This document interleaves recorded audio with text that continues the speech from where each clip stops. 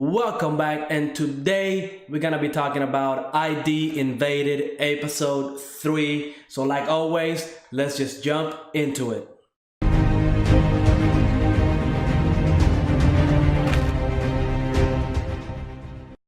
So, episode 2, we actually learn more about the main character, Sakaido.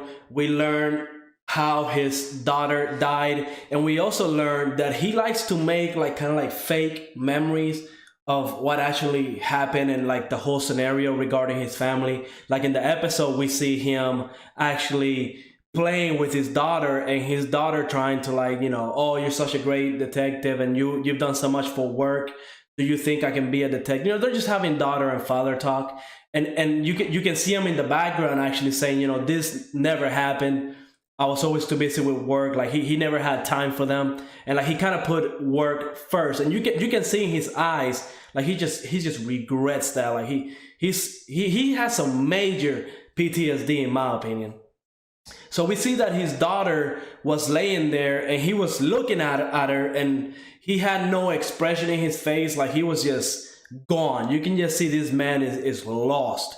And we also learned the way his daughter died, right? She was killed by a killer named the Challenger, and the way he liked to kill his victims was to pretty much break all their bones, like lungs, spleen, heart, just pretty much destroy them. And then he will kind of like challenge them to a fight. And I'm guessing, like, if you were to win, he would let you go. But realistically, you're not gonna win. I mean, with every bone of your body broken and all the damage to your lungs and heart and all that, I mean, come on, you're not gonna win. So we see his daughter laying there, and you can tell that that's not, well, the main character says that's not how she looked, right? She actually looked all messed up, like brain splatter everywhere, all the damage to her body. But in his mind, he was looking at her like, her nice, cute little girl, like his baby girl, which to me, that was just, heartbreaking. We also learned that there's another killer, and he likes to actually blow up stuff, like, cause chaos and kill an insane amount of people. And when they go into this person's well, right, it's just I think it was like 80 plus people in the victims, right? They were in like a pillar going up and down, and they were just getting sniped. I mean, from all directions. And Sakaido, he goes into the well, and obviously every time he goes in, he see Kaido. Like, I would say that's the person playing the daughter. She dies. Like, she's been dying every time they go into the well, and he's trying to figure out what's going on. And every time he got killed a couple times in the well, and they have to extract him, and he has to go back in.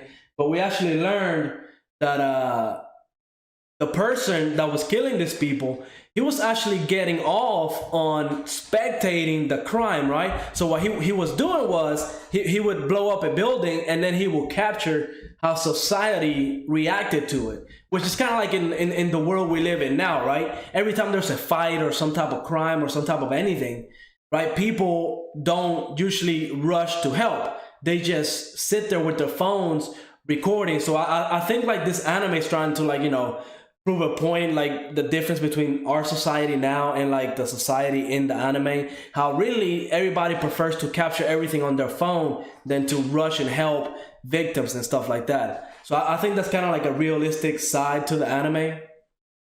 So the killer, right, what he was taking pictures of all the people taking, pictures with the cell phones and recording. And Sakaido realized that, the killer really didn't care about all the people that died. All he really cared about was how much damage he did, and like kind of like living in hell, seeing everybody dying and all the chaos. That's what the killer was going after, right? Like he was addicted to that kind of like environment, from being in a war zone and being like a somebody that would take pictures and record war zone scenarios.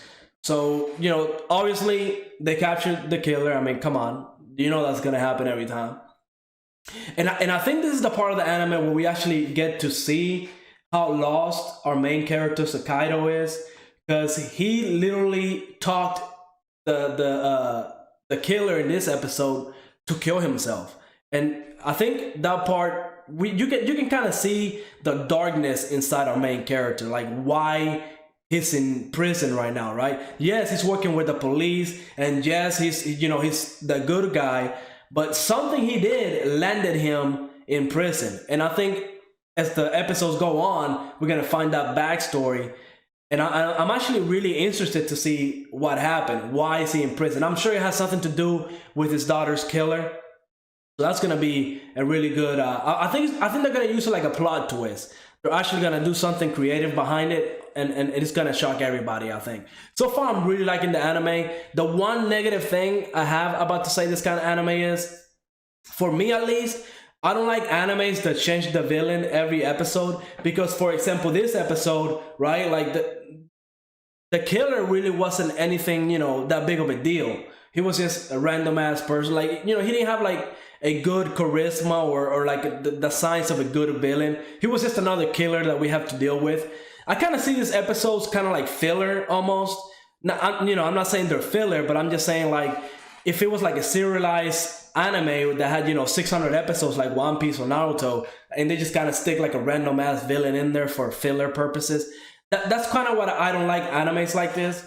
Because I like to have a continuous story all throughout. And, we had the kind of like the main antagonist in episode 1 and 2. Like, he was kind of like behind the scenes. But we didn't see him this episode. So I was kind of, let down by that. Not to take away anything from the anime. I'm enjoying it. I'm definitely going to finish it. It's an anime, only doesn't have a manga or anything.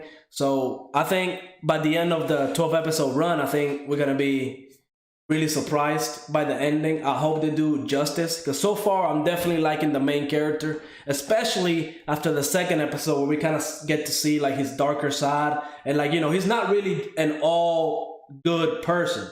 I mean, he seriously did some effed up shit to this guy, okay? Because the way he kind of killed himself, I mean, it was brutal. So I enjoyed the episode. Let me know what you thought about it. Write down in the comments any animes that you're watching this season. And like always, I will see you on the next episode.